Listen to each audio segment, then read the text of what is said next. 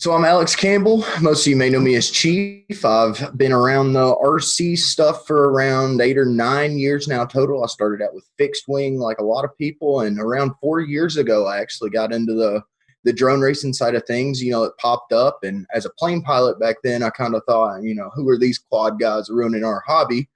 But throughout the years, I've grown to like it, and I've went a pretty good ways in it. I enjoy it, and the past 4 years, that's basically all I've done is drone race. And, Yeah. Yeah, through luck, we've ended up here. you say you went a fair way in it. I mean, that's not an understatement. You raced DCL, Drone Champions League, Mm-hmm. right? Yep, that's Uh 2 seasons so far of it. and for people who don't know DCL, maybe just in a nutshell, like just, how big a deal is DCL? It's a pretty big deal. So, from a pilot standpoint, and going from your local races on a Saturday, driving to them and stuff to that, I would say there's the MultiGP side of things is a huge part of the drone racing side of it, and then you have the top races of MultiGP, like your champs, the 4 or 5 big cash races that go on per year, and then there's a couple of these leagues up there that are clearly the show is better. They're putting on live streams. You go there and they have 80, 90 employees running around. Like it's just Yeah. it's not comparable. These are actually big deal race leagues. It's thousands of spectators there. It's just a whole different ball game up there. But it's comparing it to like multi-GP races. It's kind of like an invitational. You have to Interesting. get recognized by a team and go through all this. So it takes those local races to kind of work your way up through the ranks and word of mouth to get into a position to race in one of those leagues.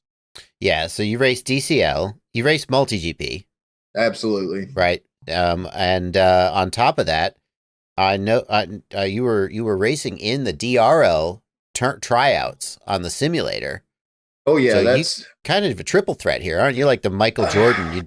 You're doing baseball. You're doing battle. Michael didn't do that great at baseball though, so that's maybe a little bit insulting to you. But hey, I mean, but you I'm do not it. saying I did the best at one of them either, maybe but maybe it's a little too apt of a right, comparison. maybe it's too accurate. Ouch. But So yeah, it's I've tried to be as widespread as I can be as a pilot and not just really focus on one part of it. I kind of wanted to dabble my toes in every part of it. And through the years, we always looked at the simulator as good training for real life racing, but it come to times where simulator racing's almost as big, but right now in the quarantine especially, it's a lot bigger that's than true. the real life races. So you kind of have to put your attention to where what's hot, and if simulator races is what's happening, then I'm not going to say, oh, I'm not a simulator pilot. I put the time in, and made myself a simulator pilot just like they did. Well, you made it to the finals in DR. I'm not sure you made. I don't know exactly what stage you made it to, but you made it pretty far Yeah, I in the made it to the DRL final six. I simulators. think I was fourth overall at the end of it, fourth or fifth, Really? something like that. Wow, I didn't actually Yeah, realize that. Congratulations. That's yeah, that's really appreciate impressive. it. That is a high level of racing at that. It's man, I can't even from I've been in the professional, the DCL leagues, and I've seen, the top performing drone pilots out there, and I've performed with them. But when it comes to the simulator, man, it's actually pretty insane. You take all of the bad stuff about real life racing, like you only get to fly maybe 6, 8 hours a day stick time, but then after that, you have to come home, fix all your quads, charge all your batteries, and get ready to go the next day. And that may be 4 hours worth of work. So you take out that, and then you take out like you don't have to worry about if it's raining outside. Whenever you have spare time, you have stick time Mhm. on a simulator. And when you introduce that amount of opportunity for people to get better, it's incredible to see. I mean, we were spending weeks on the same track fighting for thousandths of a second. It's Absolutely. just, it was something that I've never seen before. The I couldn't degree believe it. the degree of precision that the top sim racers, whether we're talking about DRL simulator as we are Mhm. now, or Velocidrone, or DCL has a simulator with their own online league, Right. the degree of precision that these guys get to because they can just put in hours and hours and hours on the same track, and there's Yeah. no wind, and there's no No, PIDs, and there's no battery. It's it's just absolutely perfect. consistent. Yep. And they get to a level, and you get to a level that is just unbelievable. It's one thing that I have to mention about Sims, and I've been thinking a lot lately, and I have to bring this up to you because I'm curious Okay. about what you think about it. Okay. So I've really been weighing the options, like, what makes it different for me sitting in my computer flying a simulator? Why can't I just transfer that to real life? If I can humanly do it on a simulator, why can't I walk outside and do it in real life? But I've noticed a lot of stuff on the simulator is so much more perfect in real life. Like, we have 240 hertz monitors. We're flying at 300 frames, 600 frames per second on some of these things. And it's really starting to show me how much better our real life setups could get. And I can't wait for it. Yeah, I mean, DJI, for example, took us to 120 frames per second. Now, granted, there are reasons DJI isn't widely used for racing, but if we could get 120 frame per second display, for example, if we could get that control latency down from, control latency is getting lower, but it could get lower still. Absolutely. We're hardwired to a computer. Everything is so optimized that the quads are really lacking behind within the simulator nowadays. But isn't that always going to be true? Because at the end of the day, like I said, there's no wind. Everything is perfect every time. The simulated quad is mechanically perfect because there are no mechanics. You're always in real life going to have those variables. And at the end of the day, that's always going to throw you off. But I think there's a mental aspect of it too. In the simulator, I also agree with that. I've been at about 50% of it. Yeah. You know that no matter what happens, you're just going to hit reset and you're back on it. You're not spending 30 minutes fixing a quad or trying to find it. None of that. Now, when you get into the finals, you know that if you screw up, you lose it all. But during practice, you can crash hundreds and hundreds of times and you can find the exact perfect line. Yep. In reality, you just can't afford to crash enough to find the perfect lines. And even if you did, it wouldn't be the same exact line every time. Right. Because reality has wind and gravity. Exactly. You can physically do the exact same thing lap after lap, but that doesn't mean that's what's going to happen. Now, I'm curious to hear from you because you're someone who's raced in DCL is a very different format and DRL is a different format than MultiGP. I'm curious your thoughts about racing in both leagues, how that transfers over and what the differences are in preparing for like a DCL race versus like a MultiGP race. So, obviously the quads are a little different. MultiGP is kind of run what you brung. They have a couple rules, no more than 6-cell battery voltage. It can only be a certain size. It can't be bigger than 14 inches. So, it's nobody's even pushing 14 inches. Rules. Are you for real? Yeah. Nobody's even pushing the limits the MultiGP set out. But DCL is kind of what I call a true spec league. People think of DRL is spec league, but I kind of think of that as like a stock class. Like everything is exactly the same where, their quads are the same. Everybody has the same motors, the same radio, the same goggles. They don't even build their own quads in DRL. No. The purpose of DRL is that the pilot just shows up, they race the exact same quad and is a pure test of pilot skill. But some people would argue that there's more to racing than just running the sticks. And that's just two sides of racing. I agree with both of those guys. I think there's definitely the stock class pilots are something that's, absolutely insane when it comes to stick time and the practice and the routine and just knowing the quad. Those guys are the top of those are robots where, over here in DCL, this is like a true spec league where they give you a big list of specifications. You have a minimum weight. This season we had a max stator size. We had a max prop size. We had a canopy that the frames had to fit to. Everything had to be a certain color. The list goes on and on and on. You wouldn't believe the actual rule set that your quad has to follow if you've seen that. It feels to me more like in NASCAR, right? They have rules about the cars, but each team builds their own cars. Exactly. And there are ways within the rules that you can try to get an advantage. Yep. And those aren't necessarily frowned upon in DCL. If there's like Next Blades, for instance, they've always been a team that was about, pushing the envelope and having something better the next time. And I think there's definitely something to say for those guys as well. Not that just because they showed up with a better quad doesn't make them a worse racer. That's just that their quad was better. I think that's kind of part of it in a spec league like that. Now, another difference that I think of when I think of the typical DCL or DRL track compared to like a MultiGP track is that the DRL and DCL leagues are very much geared towards spectators. They're on television. They want people to be able to enjoy and watch it. And as a result, they seem to tend more towards wide open tracks with lots of straights. Whereas MultiGP is much more technical with lots of gates and technical elements, smaller, more nimble quads. How do you prepare for those types of racing? How does the equipment differ? Let's start off with the tracks. This is one of those topics where I could ramble on about, so you just stop me when it's too much. Okay. So let's start with the tracks. You take MultiGP, where, they have their sponsors and stuff and they have their payouts, but at the end of the day, they're not televising a television show to, these big channels to millions of people. ESPN, on TV. NBC. You know what I'm saying? Yeah, exactly. Yeah. So it's, MultiGP, even that's one of their sayings, it's for the pilot. And I totally agree with that. Some pilots could step out on these DCL tracks where you see 4 or 5 gates and a couple flags and think, well, I've seen it once, I've seen it 5 times. It's nothing special out there. But, actually you take the scenery away from a DCL track and it would absolutely be boring. There's a few gates, a couple flags. There's no crazy obstacles in the middle of it that nobody's seen before. It's just simple. But the reason they do that is we're not spending time as pilots to learn the track, and it's to take out the more gate. Let's just put it plain and simple. The more gates you put on a track, the more opportunities you have to crash. That's just how it is.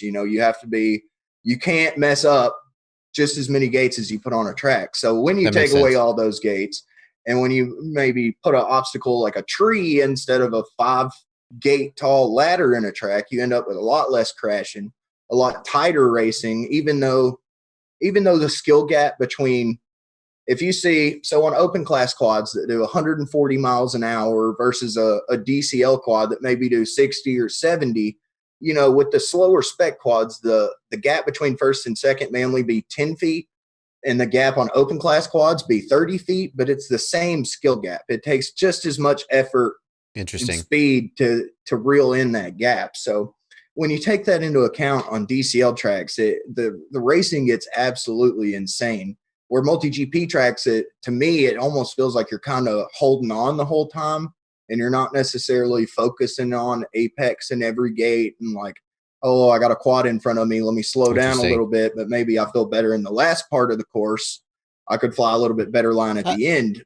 You know what you got me thinking is that the MultiGP style of track, it's almost like the pilot is fighting the track, whereas in the DCL and DRL style of track, the track is simpler and the pilots have to fight each other. Right. That's a great way of putting it. That's exactly how I feel about it. Now, I'll go ahead and say it. This is all my opinion. Somebody like Evan could look at these tracks and think, oh, I don't know what you see the big deal of it is, but that's how I see it, at least. And it's not that one's better than the other. It's just different things for different people. Yeah. It's a very different style of racing, but still challenging. At the end of the day, if you take a, I mean, again, look at NASCAR. What's going on a NASCAR track? It's just an oval, just 4 left turns. How hard could it be? But you put a bunch of the best drivers in the world out there, and you see who can make 4 left turns the most efficiently, and suddenly it's a race. Yep. And there is no perfect line on a drone racing track. Evan could go out there and set the best time on whatever spec track you could think of, and he'll sit there and watch it and say, oh, I definitely could have went faster here. Yep. So there like is no top. We kind of pick when we're done with tracks like that. Yeah. Let's talk about the equipment, because you spec the equipment very differently as well. And I want to eventually get to talking about, you have a frame that you put out. It's a MultiGP. It's a 5-inch racing frame. Right. And you got a set of motors as well. And eventually I want to get around to talking about how you designed those. Okay. But let's talk about the equipment and how the equipment differs for those, like the DCL style course versus like a MultiGP style. Because you're not racing 5-inch on DCL, are you? No, DCL quads are actually 325 millimeters. So it'll fit equivalents of like an 8-inch prop if you were to just max out the prop diameter on the frame.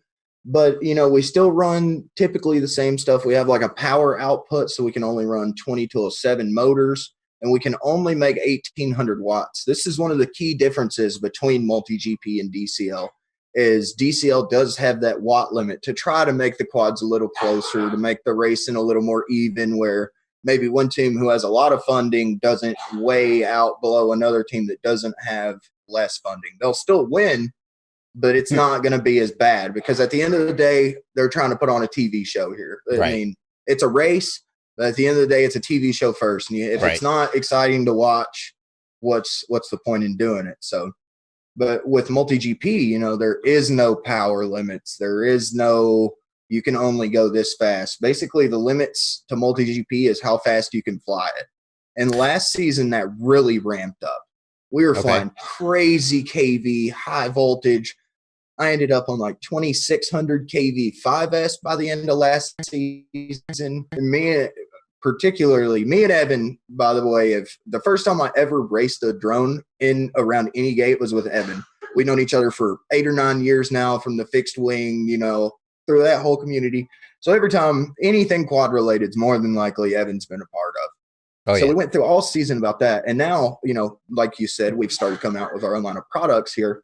And this is where I'll kind of wrap into that. But we've strained away from that high KV, as fast a quad as we can build, to something that kind of is more optimized for the way we like to fly. So me and Evan have both went to a smaller motor here. Motors were getting up around 2208 size and 33-ish grams. And we actually went the opposite way and made the motor smaller, lighter, so the all-up weight was a lot lighter. But, I mean, it's getting to a point now where we've already made quads as fast as they can go, and we realize that that's not helping us on a racetrack. So it's time to start optimizing the quads to what the pilot needs. Like, obviously, me and Evan fly two totally different ways on a track. He's more, he wants to stay in the higher ends of the throttle. He likes that sense of, being at the limits of the quad, where I don't like being at 100% throttle. I always feel like if I'm at 100% throttle, I need a little bit more power. I don't want to correct more with pitch in that sense, Right. So we're starting to optimize more of that. Yeah, I've noticed when I try to race the DRL tracks in the simulator, of course. I've never raced a DRL track in real life, and probably never will. But those tracks are really designed to be at full throttle the whole track, and Absolutely. You have to manage your line with pitch and roll. And it means that if you need a little bit of extra throttle to correct a mistake, it's not there. Correct. You just crash. And tracks like that, if you've made the mistake, it's already too late. Right. There isn't enough overhead with the quad to make up with that. Now, your motor, we were talking about this. This is what kind of got me wanting to talk to you a little deeper, because when I think about what racers are flying, and I'm apparently wrong, I'm out of date. I think of a high KV, like 2600 KV, maybe on 4S, or maybe like 1900 KV on 6S. A high KV motor with a high pitch prop, like a 50-50 or a 50-48. Right. A battery killer, to be sure, but heck, lots of thrust, lots of sharp cornering. And you said, no, that's not right at all. Your motor's a 2100, 2150 KV? So my motor per the label is a 2207, which you think is similar to a lot of motors out there nowadays. There's a lot of 2207s, but through a lot of research and trying to compare stuff, I've really figured out that the labels on these motors aren't really accurate at all. If a motor feels like it makes more power, it's more than likely because it's just more motor in there. The stators now KV. Yeah, the stators now, they could say 2207.5, but a lot of these that we tested are basically 2208 motors. Yeah. So the first thing I wanted to do was make it as light as we could get it. So we made the stator a true 2207, no 0.5, just 7 millimeters tall, and that brought the weight down a lot. I mean, you take that out of it, and then you take the weight out of it with the whole setup with a light frame and stuff. You all of a sudden don't need all that crazy power anymore. We're optimizing everything little at a time to work with each other. And through that process, we really realized that these big motors aren't doing anything but, for one, it's killing batteries. For two, it weighs a lot more, which makes the quad, it just works harder all the time to fly. The more weight you put on it, the less efficiency you get. That's the number one thing about that. Yeah. And then the third thing is just being able to fly it. Like, I think we're to a point now where Evan could set those same lap times on any quad you give him. But it's what we're asking ourselves now is what can he set those lap times with the easiest? And when you put all that big power and a big prop on it, it gets hard to fly, honestly. You take a bunch of weight off of it. I mean, we're talking about a 250-gram quad without a battery, of course, but 200-gram battery on it. It's a super light setup with all this KV. And the number one way that I found to make the quad more controllable with all the RPMs of the high KV, because, high KV and a low pitch prop to me ultimately just flies better. It's a lower RPM on the prop to me is it gets this clunky feeling. It almost feels like you can feel each scoop of the air, where a higher RPM, lighter prop, like a freestyle guy like you guys tend to really like the high KV and lighter props. We do. Yeah. Yeah. I think what you're saying is that if your goal is to achieve a certain amount of thrust, like so many grams of thrust, you could do that with a high pitch prop and low RPM, or a low pitch prop and high RPM. Correct. And you're saying you prefer the feel of that high RPM, low pitch prop. What is it about that? I think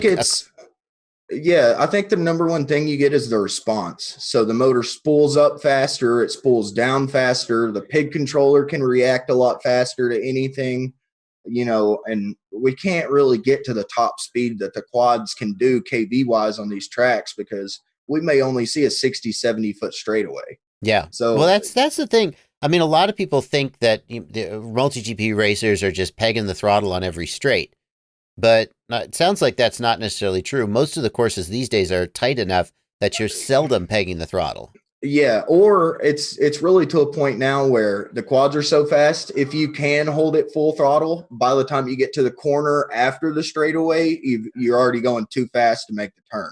So you have to find a happy medium there. And we've really found out, like, now a lot of people are bursting speed like at the start of a straightaway and pulling back and kind of pitching back to use other parts of the quad to kind of break the speed and slow the overall airspeed down for the end of the straightaway. Interesting. It's pretty crazy now, honestly. Now, what prop are you running? So the past year, honestly, actually maybe more than a year, as soon as the Gym Fan released the Minchan prop 5146-6 Hurricane, I immediately fell in love with it. It was the pit. So the weird thing about props now is you can't really compare the pitch of them, because you see like the Spitfire props from Dow are a 5147.5.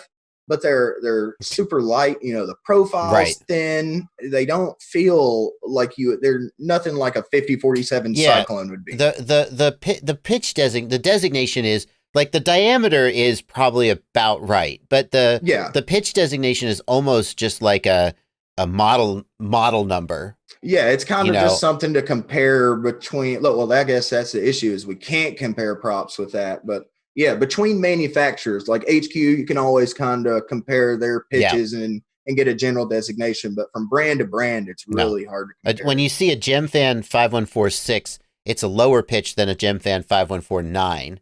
But you couldn't really compare it to an HQ 5146 because the blade profile is really different. And even within a manufacturer, you've got like the GemFan Hurricane, the GemFan Flash. Right. You have different profiles within the manufacturer. They may not be comparable, and you're going to get different performance. But you like that GemFan 51466. It's funny that you say that. I actually also really like that prop. I think it's got a really good balance of it thrusty enough, but not like you go up to the 51499 and you need like a real big motor to spin that. Otherwise, you just get such a lack of response. Yeah, exactly. That's the same feeling that I'm talking about. It kind of feels laggy, and you can feel the low RPM. It doesn't feel smooth. It doesn't have that buttery smooth feeling to it, and that's really what we run into with race quads too. I mean, we're to a point now where I think some race quads actually fly better than some people's freestyle quads. Oh, I 100% agree with you. In fact, every time I've flown somebody's like if Vanover lets me fly his quad or something, I'm like, racing quads fly so good. Right. In fact, the next freestyle build I'm going to do, I'm going to try and pattern it. I mean, obviously it's not going to be a race quad because they're so small and light, but I'm going to try it because I think we've gotten to a point where like my heaviest freestyle quad with GoPro, DJI Air unit, and like a 1500 4S was 800 grams, and it flew like a pig. Right. It just flew like a pig, and I had to put 5149.9 props on it to get any kind of cornering authority, and then just it wrecked batteries. Yeah. I was like, this has gone too far. Freestyle pilots just think, weight doesn't matter. It does matter because every time I fly a race quad, it's just like zip, zip, zip, zip. So I'm like, this thing flies so good. And it's because they're lightweight. Absolutely. Going back to the efficiency thing, that's if you put the same powertrain on a freestyle quad with a GoPro versus a race quad with no GoPro, you would be just appalled by how much more efficient it is. And we're taking that into account now. And I mean, we're fighting for 10, 15 grams at a time on these race quads just because, that may mean we could run a smaller, lighter battery and still make the race versus 20 grams heavier. And we have to run a bigger battery all of a sudden. Yeah. You make a good point here. And that is that when you save weight two ways. This is a deep insight, actually. I've never thought of this before. You save 20 grams of weight off your quad. Eventually, you can afford a smaller battery. Absolutely. You're going to get less battery sag, and it's going to be more efficient to go through the air. I never thought of that. Yeah, and that's deep, dude. Oh yeah, and I think a while ago on Facebook, maybe when my motors first came out, I sat down and I wrote up this blog type post where I wanted to go over everything that I worked with Lumineer about the motor. I wanted to put it all into words to kind of describe and explain to people why I chose the stuff that I did to put into it, and not just say, hey Lumineer, I want a motor, put Chief on the side of it, let me know when it's done, because I can't explain to you how much that wasn't what happened. Well, let's talk about that. Let's talk about, because I think a lot of people think that is how a sponsored motor happens. Right. That you just take a motor, you go, I don't know, 2207, 2450 kV, and put my name on the side. Thank you. Write a check. Yeah. That's not how, I'm not saying that never happens. Right. But that's not how talk about the process of developing this motor with Lumineer. Yeah. So, we were back. I was flopping in between motor brands. I'd flown X-Nova for a long time. I got with, RCN Power at one time, Hyperlight motors. I've flown basically every motor all out there. All great motors, by the way. iFlight and T-Motor. Absolutely. Nothing wrong. And we'll get more into why I switched from those motors in a second. But out of all of it, I kind of got to this point where I started thinking more about the quad. It was less, I think I kind of reached my limits physically is what I think happened. And I decided if I wanted to get any better at all, I really needed to think about fine tuning the smaller things of the process to get better in the big picture. So with the quads and everything, Lumineer is a brand that I've worked with for a few years now, honestly. Their battery started out with their batteries and the old 2206 2350s. And I approached them. I was, I'd flown multiple bigger brand stuff at this point, the RCN Power, X-Nova, all that. So I've tried a lot of the manufactured stuff and everything out there. I always thought, I really like this about this motor, but I wish I could try it if this was a little different. So I decided, I was going to see if anybody was interested in making a motor with me. And luckily the first one that popped up, the first one I asked is Lumineer, offered to jump on board, as soon as possible. We were going to start working on stuff. So I had all this information on all these motors that I've tried in the past and what I liked and didn't like, and switched from 6S to 5S and all back and forth, all over the board. But once I had the opportunity to make exactly what I wanted to make sure that this was 100% what I wanted out of all of those motors put in one. Yeah. So again, we started out with making it light with the 2207, the smaller stator size. And then through changing a lot of different stuff on the inside of it. If you take these motors apart, it's so much different than other motors out there with the small stuff. Of course, now don't get me wrong, you're going to take any motor out there apart, you're going to see magnets, a stator, windings, and a belt. That's just a motor. But through the magnets we've picked, where they're not necessarily as strong, but their heat resistance is incredibly high. So when you bend a prop or you may have a bad ESC on the quad, but you need to keep practicing. You're not worried about motor heat at all with these. Yeah, I noticed that the webpage advertises 240-degree enamel, which I believe the normal enamel that's used in motors is down somewhere around 210. Yeah, 210, 220-ish maybe. So that you can actually heat these motors more without actually smoking them.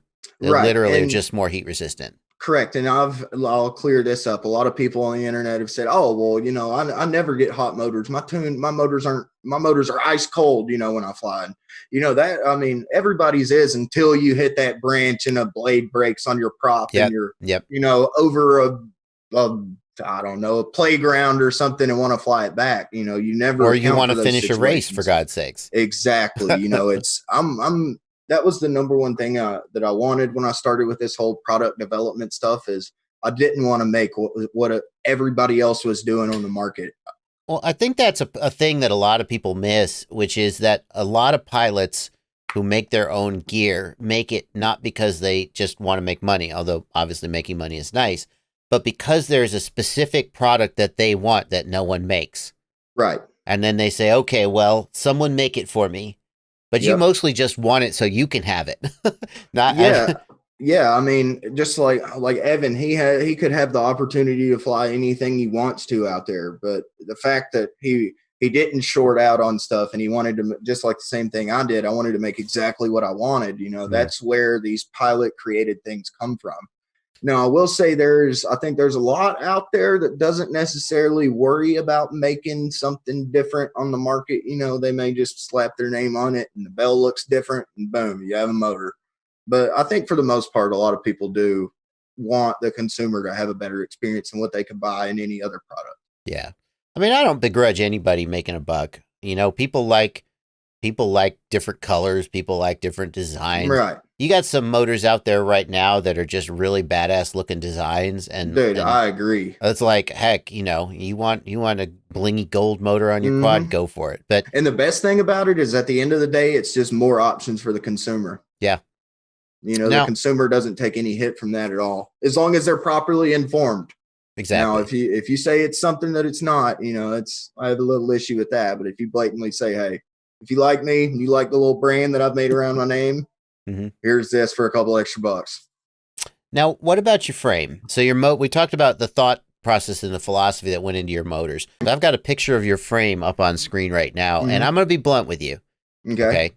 When I look at these racing frames, like your frame, the Evans frame, the 533, these frames are so stripped down because you're trying to save weight. Right. It feels like there's almost nothing to differentiate them from each other. I'm not trying to insult you. I'm just trying to be straight. Oh, it's like, I mean, all of them. It's like you have a teeny tiny little top plate, a teeny tiny little bottom plate. You got 4 arms, but I bet you that you're going to tell me all the thought process that went into the design of this frame, and that's what I'm hoping you'll do. Right. So I can see the things there that I'm not seeing now. All right. So from the top, obviously the race frames in general have gotten a lot smaller over the last year, 6 months, kind of. Everything's gotten more of a just as big as it needs to be to fit anything we need in it. And we don't need any more room in it because we're, like I said, with the efficiency and stuff, we're constantly trying to cut down on weight. And if you just have a big open space in the frame that's not doing anything, why is it there? You know? So of course, I also agree with you when you add 4 arms to hold motors and a 30x30 stack in it. You know, you can only make it so intricate. It can only be so different than the next guys. You know what I'm saying? Yeah. But for me, I set out a couple things that I really wanted it to excel in. I wanted it to be light for one. I wanted it to accept 30-30 stacks and still be protected. You know, I wanted to design so a lot of these frames only take 20 millimeter stacks. You don't have the option for a 30. Correct. Or is what they are is they're designed around 20x20 and then they fit 30x30. So then you get, you know, ESCs hanging out the sides and stuff. I wanted this because back then I was flying 30x30. And like you said, this was kind of a frame made for me at the end of the day. And, you know, I wanted it to be protected with 30-30. A big thing with race quads is we wreck so much that the center section where the arms are just like levers. If you get a center section that's too weak and the arms are too strong, then the center's just going to flex and you do stuff like bend PCBs and stuff like that. So I wanted the center section to be insanely strong. If anything, I wanted to break arms all day and never have to worry about the stack and what's protecting it. Mm-hmm. So all 4 of the arms interlock in the center in a way that's pretty crazy, honestly. You only have to remove 1 screw to remove an arm. The internal 20x20 screw slot in the arm is slotted. And I can't say I designed this frame. I had a lot of input, but Ryan Harrell did all the CAD work for Mini Quad Test Bench. He works with Lumineer, and he offered to help me with the frame. And Ryan had a lot of the design philosophies when it comes to structure and, force in this direction versus what's going to happen when it wrecks. He had all of that input. That was all him. So all 4 of the arms interlock in the middle. And then, of course, the top section is all, I wanted it just big enough to fit a 30x30 and no extra space. We have stuff like nano cameras and these nano. Do you run a nano camera on here or a micro? Oh yeah, anything as small as you can get stuff like the nano cameras, especially from Foxeer, man. The nano cameras to me are better than the micros. I cannot understand. Like, so I've seen the Runcam Racer Nano, and I gotta say I wasn't impressed with it. The exposure handling, it just seems to really white out. And I was like, right, why do these guys care about, what's the weight difference between a nano and a micro? It's got, what is it like? Is it 5 grams? I mean, not even, but that brings up another point is like the 20x20 stacks and the nano VTXs and the nano cameras.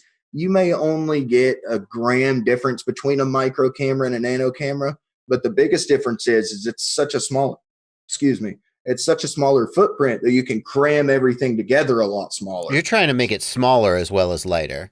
Oh, well, really, we're coming to a point where that's really the only way to make it lighter, is to make it smaller. You can only make so many cutouts in it and lighten it up with holes so much. I guess if you make the camera able to move 2 millimeters closer to the stack, that's 2 millimeters of carbon that you don't need on the bottom plate.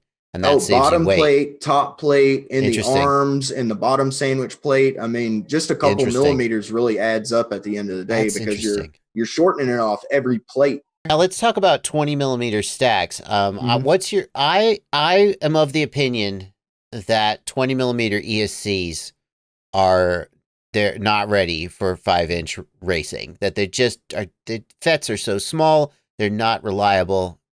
Tell me I'm wrong. So, man, in this whole, we have a big group of us top pilots, me, Evan, Propsicle, Engineer, all the Min Chan, all the Europeans, Banny UK, everybody's in there. And the number one thing that somebody wants to talk about when we have an issue is stuff burning up. Yeah. Like that's the number one thing. Nobody's going to get on Facebook Messenger and talk about how good their quad was flying that day. But if they killed 4 ESCs in 2 hours, they're definitely going to talk about it.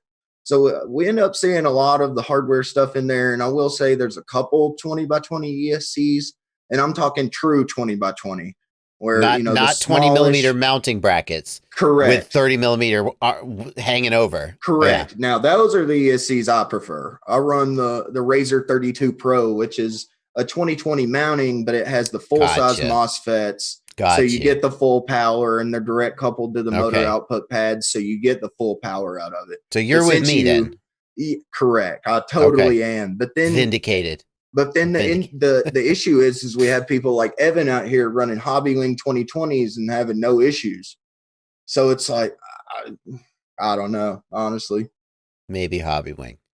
Yeah. Oh, yeah. Hobbywing, as far as Nano, FET, 2020 ESC, I would say the Lumineer with the little metal FETs and the Hobbywing are the only 2 I would fly, to be honest. Yeah, okay. And I have a couple Hobbywing ESCs, and they've been great.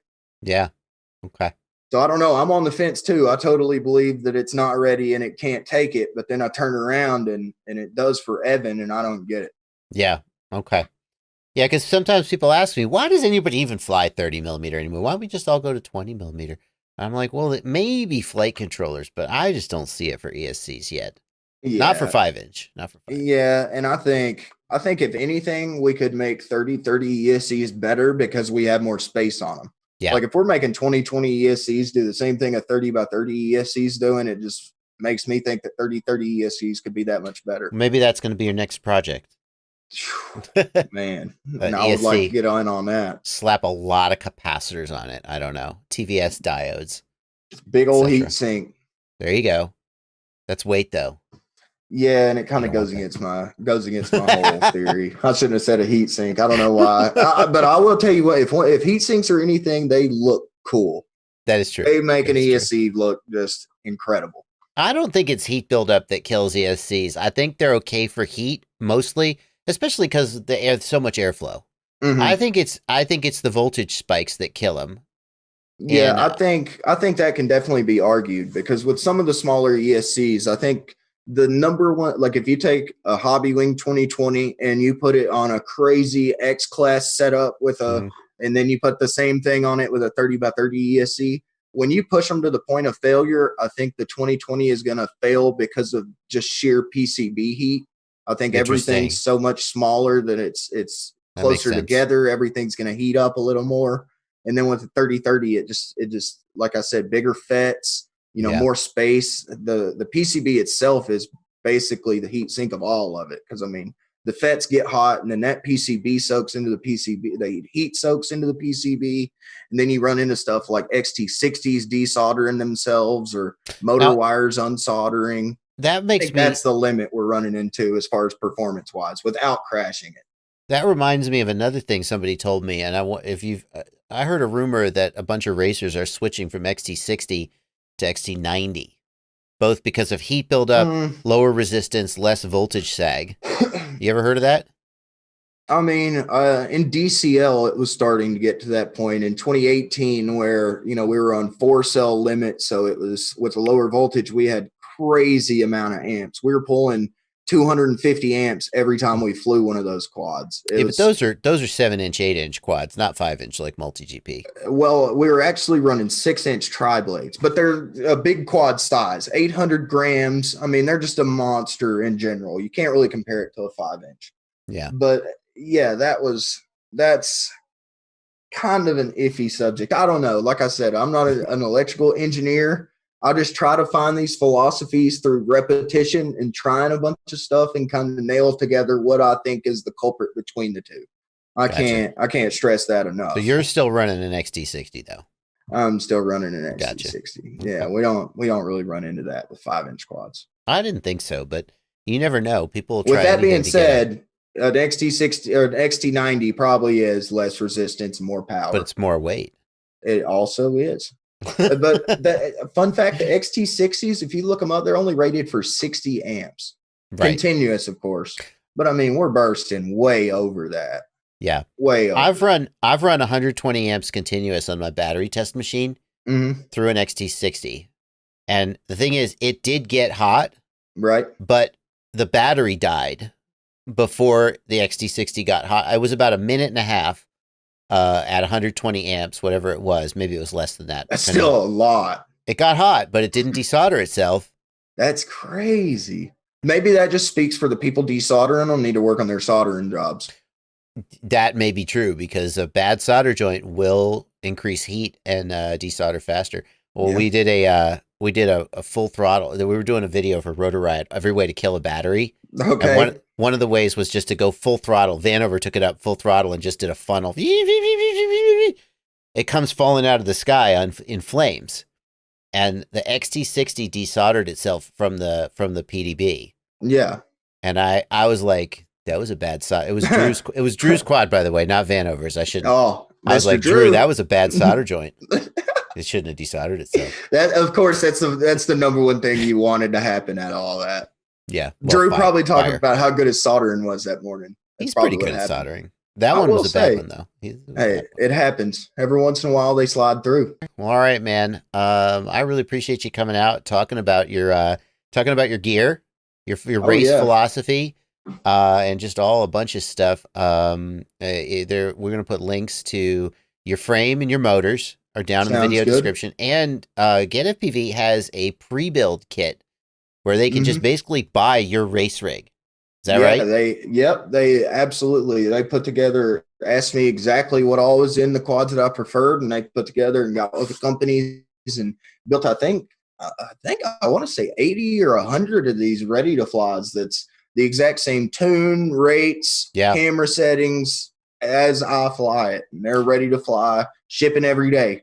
And there's a whole bunch of people already who are going and searching out the buy button. But I would like to say that even if you're a person who knows how to build your own, right there, if you just want to buy one and see exactly what a pro racer's quad flies like, that experience is something that's difficult to get.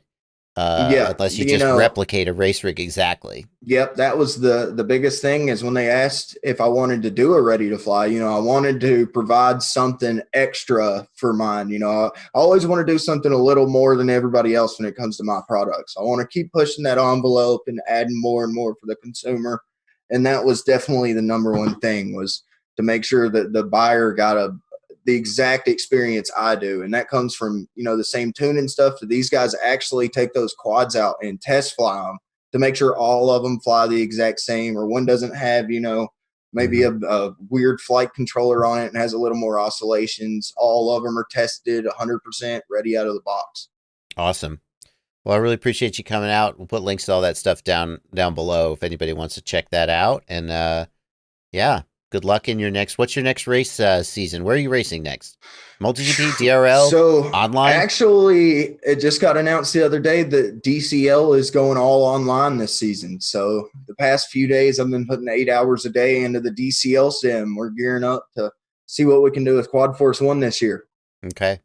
That's it, man. Well, good luck. Congratulations. Hey, I appreciate you for letting me come on here. And for sure. Chat about this stuff. I can never talk about it enough. Yeah, well, people just don't listen enough.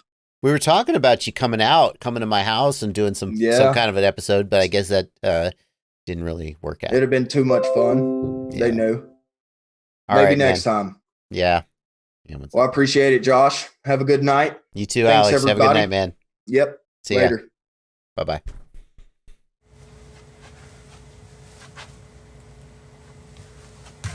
What are you still doing here?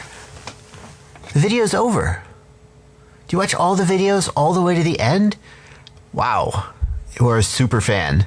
Thank you. That actually helps the channel a lot when you watch the videos all the way to the end. YouTube loves that. You know what else YouTube loves? When you subscribe, or when you join my Patreon for as little as $2 a month, or more if you feel like I've earned. Actually, YouTube doesn't like you to join my Patreon. They don't get a cut of that.